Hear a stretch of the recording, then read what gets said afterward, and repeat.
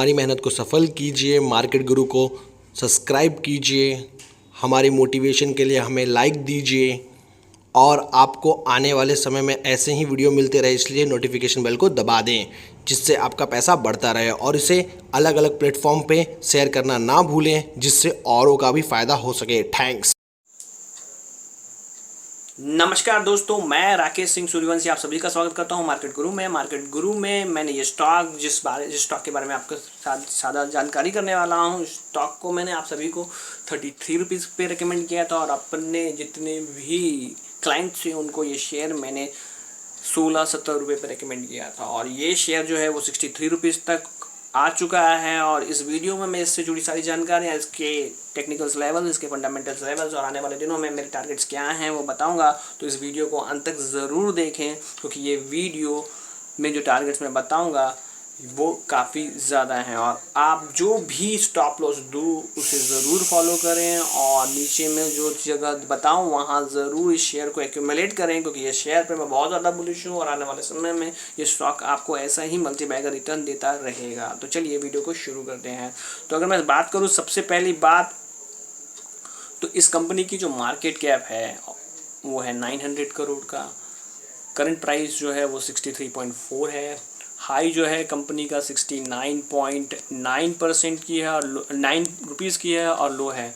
अब जहाँ से मैंने आपको इसको यूट्यूब में बताया था वहाँ से ये शेयर 2x हो चुका है और जिन दर्शकों ने मेरे कहने पर इस स्टॉक को लिया था उसके पैसे डबल हो चुके हैं और वो ज़्यादा खुशी मना रहे हैं।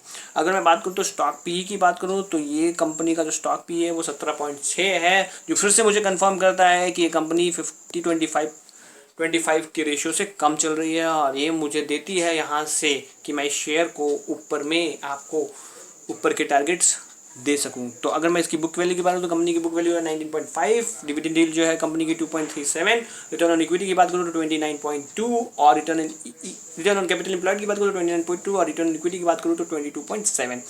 ये जो दो चीज़ें होती हैं उस पर बहुत ध्यान दें। जिस कंपनी के पास डेप्थ नहीं होगा वो दोनों में ये जो होगा रिटर्न ऑन कैपिटल एम्प्लॉयड और रिटर्न ऑन इक्विटी जो है वो काफ़ी ज़्यादा होगी और कर्जा नहीं होगा तो और फेस वैल्यू जो है वो कंपनी की 10 है। अगर मैं बात करूँ तो Shri Digvijay cement company principal business is manufacturing and selling of cement. The company has one manufacturing facility is at a Sikka via Jamnagar with installed capacity of 10.75 metric ton per annum. The company cater mainly on the domestic market, मतलब कि India के market में ही ये company जो है वो cater करती है।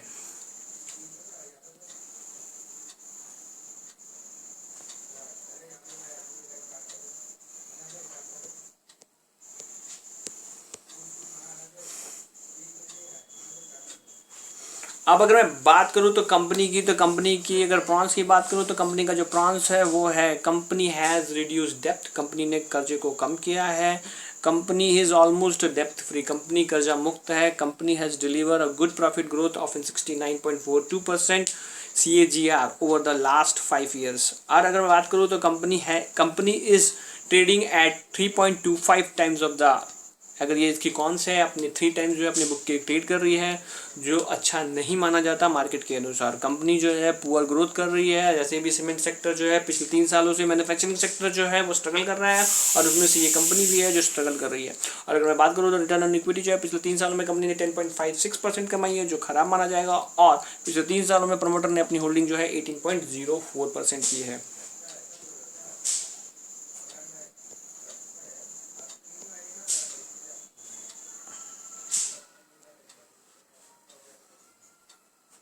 और अगर मैं बात करूँ तो ये कंपनी जो है इसमें अपने सेक्टर में जो है वो एवरेज कंपनी मानी जाएगी, पर क्योंकि आने वाला समय का जो रिजल्ट हो सकता है वो काफ़ी बढ़िया हो सकता है तो मैं इस कंपनी पर बहुत ज़्यादा बुलिश हूँ। और इस कंपनी का जो पी है वो 17.58 है। ऑलमोस्ट हर दूसरी कंपनी का जो पी है वो 17.30 है जो अच्छा माना जाएगा। और इसके लीडर की बात करूँ तो कंपनी अल्ट्राटेक सीमेंट का जो पी है वो 21.20 है। श्री सीमेंट का जो है 54.69 है, जिसकी वजह से ये स्टॉक जो है वो काफ़ी अच्छे माना जा रहा है आने वाले दिनों में और जो रिजल्ट आएंगे वो काफ़ी ज़्यादा फैबुलस आएंगे और ये शेयर यहाँ से रीरेट होता हुआ आने वाले दिनों में आप सभी को दिखाई दे सकता है।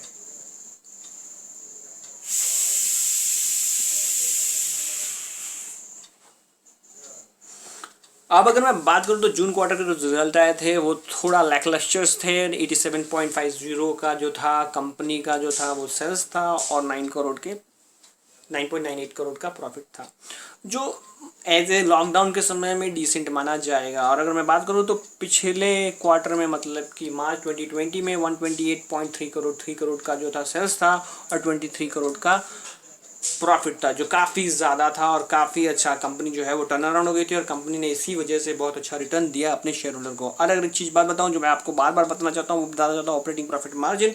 ऑपरेटिंग प्रॉफिट मार्जिन था वो कंपनी का सबसे ज़्यादा था जैन 2019 में 25.20 का। कंपनी ने सबसे ज़्यादा जो ओपीएम जो था वो 25.20 का परसेंट का जो है वो उस क्वार्टर में क्लॉक किया था। पर मार्च 2020 की बात करूँ तो कंपनी ने जो है 24.20% का जो है प्रॉफिट जो है ऑपरेटिंग प्रॉफिट में क्लॉक किया और नीचे में जून क्वार्टर में बोलूँ तो 23.94 का किया, जो काफ़ी अच्छा माना जाएगा। और कंपनी जो है उसके जो ईपीएस है, देखिए ये कंपनी जो है यहाँ नेगेटिव थी, प्रॉफिट ग्रोथ जो है कंपनी का नेगेटिव था और यहाँ से कंपनी का जो EPS earning per share earn होना शुरू हुआ और उसे देखकर ये कंपनी जो है आने वाले दिनों में बहुत अच्छा रिटर्न दे सकती है, क्योंकि कंपनी जो है काफ़ी मैं बोलूँगा अगर सितंबर के ये वाले रिजल्ट जो है मैं काफ़ी अच्छा उम्मीद कर रहा हूँ कि अच्छा होगा, तो ये शेयर के नए टारगेट्स यहाँ से आते हुए दिखाई देंगे और वो टारगेट लेकर मैं इस वीडियो में आप सभी के सामने हाजिर हूँ।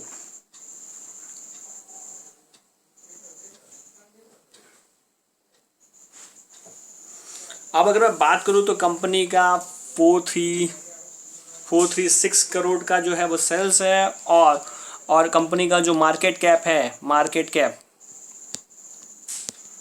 वो 900 करोड़ का है। अब अगर मैं बात करूँ तो कंपनी जो है मार्केट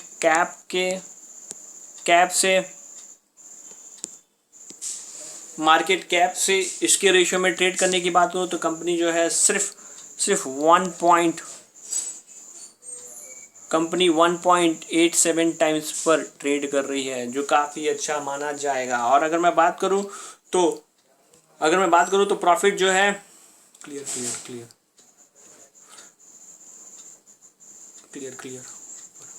और अगर मैं बात करूँ तो प्रॉफिट के रेशियो से बात करूँ तो कंपनी का प्रॉफिट जो है 900, कंपनी का जो मार्केट कैप है 900 का है और 51 करोड़ का प्रॉफिट है। पर आने वाले समय में इस शेयर का जो प्रॉफिट हो सकता है वो करीब 60 से 70 करोड़ का हो सकता है इस साल में। और उसको ध्यान में रखता हूँ तो कंपनी जो है काफ़ी चीपली ट्रेड कर रही है और ये शेयर जो है आने वाले समय में इसी अनुसार पे बहुत अच्छा रिटर्न आपको यहाँ से दे सकता है, तो ये आपके पोर्टफोलियो में होना ही चाहिए। और एक चीज़ आपको ध्यान देना है, ओपीएम के ऊपर 12% का था मार्च 2019 में, जो बढ़कर हो गया 21%। साल दर साल ये कंपनी जो है काफ़ी अच्छा ओपीएम मतलब ऑपरेटिंग प्रॉफिट मार्जिन जो है वो क्लॉक कर रही है।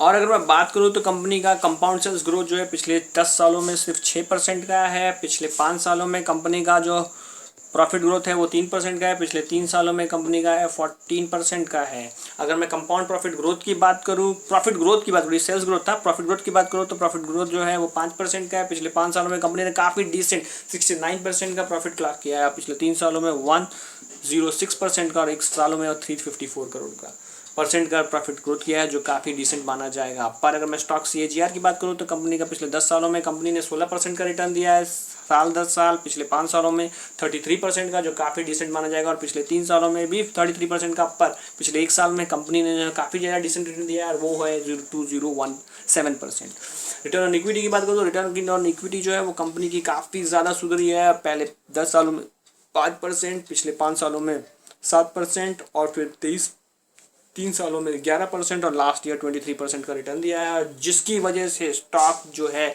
वो फिर से रीरेट हो रहा है। मैं आप सभी को बता दूं, अगर सितंबर क्वार्टर का रिजल्ट कंपनी का बहुत बेहतरीन आया तो कंपनी जो है जो टारगेट मैं दे रहा हूँ वो बहुत जल्द ही अचीव कर सकती है।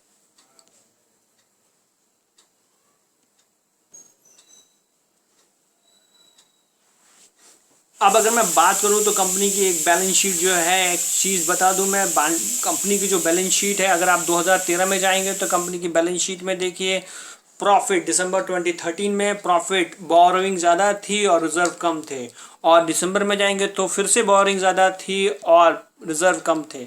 और मार्च में जाएंगे तो फिर से बोरोइंग ज़्यादा रिजर्व कम, बोरिंग ज़्यादा, रिजर्व कम। पर 2018 में कंपनी पूरी तरह से टर्न अराउंड हो गई और बोरिंग हो गई 25 करोड़ की और रिजर्व हो गए 77 करोड़ के, जिसकी वजह से कंपनी टर्न अराउंड हुई और इसका सीधा इम्पैक्ट पिछले 2 सालों से इस शेयर में दिखाई दे रहा है। और कंपनी इस पिछले साल जो है वो डेप्थ फ्री हो चुकी है, कर्जा मुक्त हो चुकी है, इसलिए ये कंपनी में रीरेट चल रहा है, जो हमारे जैसे इन्वेस्टर्स के लिए बहुत अच्छी बात है। और ऐसे ही बैलेंस शीट को आपको देखना है जिसमें रिजर्व और बोरिंग जो है वो कम हो रहे हों।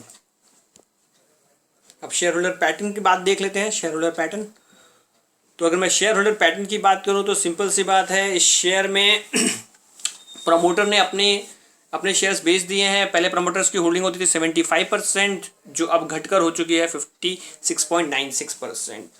अब इसमें FII जो थे वो मार्च 2018 में थे 0.19% और जो है अब 0%। DII जो थे इस कंपनी में 0.3% थे, जो घटकर हो चुके हैं 0.0%।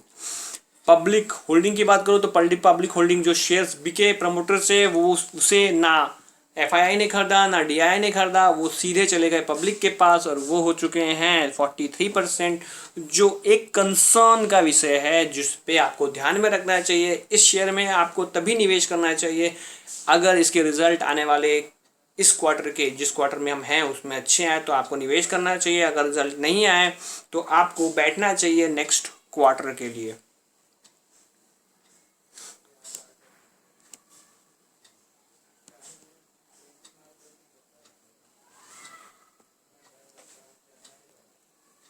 और अगर मैं बात करूं तो इस शेयर में मेरे आने वाले दिनों में जो है वो टारगेट्स क्या हो सकते हैं, तो मैंने आपको बता दिया इसका जो करंट मार्केट प्राइस चल रहा है वो 63.5 चल रहा है। स्टॉप लॉस लगा लीजिए,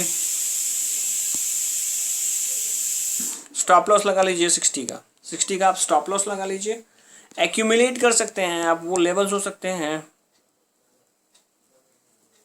एक्यूमुलेट कर सकते हैं 53, 49, 42 और 35। ये जगह अगर ये शेयर 60 तोड़ता है तो आप 53 पे एक्यूमुलेट कर सकते हैं, और 53 तोड़ता है तो 49 के पास, मानी 50 पर आप एक्यूमुलेट करते हैं। 49 तोड़ता है तो 42 के पास यानी 43, 44 पर, और वो तोड़ता है तो 35 पर आने वाले समय में आप इसके टारगेट्स क्या देख सकते हैं। मैं इस शेयर पर आने वाले समय में क्या टारगेट देखता हूं, तो पहला टारगेट आप सभी का हो सकता है, अगर आप इसमें लॉन्ग टर्म प्लेयर हैं तो आपका जो पहला टारगेट होना चाहिए वो होना चाहिए 67 का। अगर ये 67 को सस्टेन करता है तो फिर ये शेयर 71 लाएगा, और अगर वो भी सस्टेन करता है तो 78, और अगर वो भी सस्टेन करता है तो 89। और इस शेयर पर आने वाले दिनों में मेरे जो टारगेट हो सकते हैं वो 100 रुपये तक के हो सकते हैं। जैसे मैंने आप सभी को बताया था 33 रुपीज़ पे, और टारगेट दिए थे 55 रुपीज़ के, और फिर 55 रुपीज़ पे मैंने टारगेट दिया 75 के। वो टारगेट जो है 75 का टारगेट जो है आने वाले दिनों में आता हुआ दिखाई दे सकता है। और अगले 15 महीने में मेरा जो टारगेट है, 15 से 18 महीने में इस शेयर का जो टारगेट है वो 100 रुपीज़ का है। मैं आप सभी से कहना चाहूँगा कि अगर आप इसमें निवेश करना चाहते हैं तो अपना रिसर्च खुद कर लें और उसके बाद ही आप इस शेयर में निवेश करें। और मैं आप सभी को जो लेवल्स बता रहा हूँ उसको ध्यान में रखकर, स्टॉप लॉस को ध्यान में रखकर और एक्यूमुलेशन लेवल को ध्यान में रखकर आप इस शेयर में निवेश करें। अगर आपको श्री दिग्विजय सीमेंट लिमिटेड से जुड़ी जानकारी अच्छी लगी तो मेरे चैनल को जरूर सब्सक्राइब कर दीजिएगा, लाइक कर दीजिएगा, नोटिफिकेशन बटन को दबा दीजिएगा। समय समय पर ऐसी जानकारी, ऐसे स्टॉक जो आने वाले समय में मल्टी बैगर बन सकते हैं वो लाता रहता हूँ। मिलते हैं एक नए वीडियो में एक नए स्टॉक के साथ। आज के लिए बस इतना ही, बाय।